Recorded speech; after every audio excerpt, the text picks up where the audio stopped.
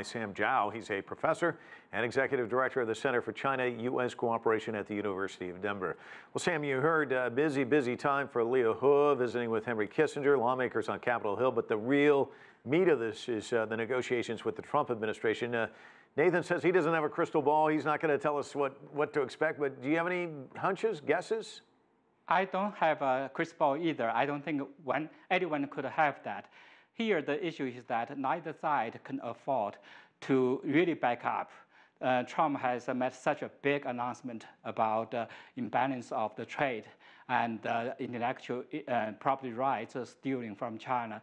All those has to be corrected. On the China side, I don't think China could back up either. In fact, Liu He came yesterday to Washington under heavy pressure. In fact, he was to come in earlier, a few days earlier. He's postponed his trip, partially because of he wants to make sure he will be in a better position. In fact, I heard he was pushing very hard for the U.S. side to back up from the ZTE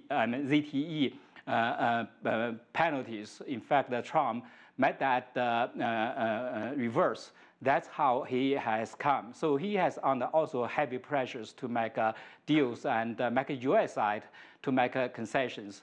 If you read Chinese publications, Chinese press, you can find out China has a lot of complaints about the Trump's trade deal and those claims on China. They talk about this whole thing as a moving target. In fact, Trump started from the $60 billion, then $100 billion when the delegation went to China the week before, and they made a $200 billion cut. So it's a moving target. China side really does not know what the U.S. has in mind, what is the bottom line. And also, for that delegation went to China, they had a list of demand, lot of items on that list which made public. If you made that list public, then from Chinese perspective, they cannot yield, because that reminded a lot of people in China, so-called 21 demand from Japan in the beginning of the last century. It was a reminder of so-called national humiliation. Nationalism sentiment is very high in China on this situation. So Liu He, I think, is having a very, very heavy baggage. Yeah. So Liu He, I don't think he can yield either. So from that perspective, we don't know what will happen next. It makes it tough when both sides digging their heels in. But Bloomberg's reporting that Peter Navarro, the trade hardliner, is going to be excluded from these meetings. Of course, you know he's been pushing for a very tough stand on China. Is that a good sign, do you think? I think that's a good sign. That means the U.S. side has, in fact, the U.S. side is very divided on how to deal with China, how to make demands. So Rivera has been a hardliner. So I heard in Beijing trip, he was not active either. He did not talk much. In fact, I heard did not talk anything in front of the public or in a private negotiation. So that's a good sign.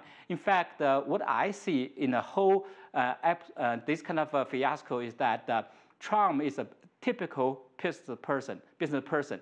He makes a big price to ask for big price. Then he will compromise to the reality eventually. So that's what I see it. That's the ZTE event can tell us. So in that context, I'm cautiously optimistic a deal will be made. In fact, I read the news today that Trump has planned to meet with the Chinese. Let me ask you one other question, Sam, before we let you go. China's ambassador to the World Trade Organization, he's very concerned about what the U.S. trade actions might do to the WTO. He said 3 recent steps, and we don't have to get into all of them and bear down into them, but one, of course, is this threat of billions in additional tariffs as part of the USTR Section 301. He says these actions, if left untreated, are going to fatally undermine the functioning of the WTO. So this is more than just a China U.S.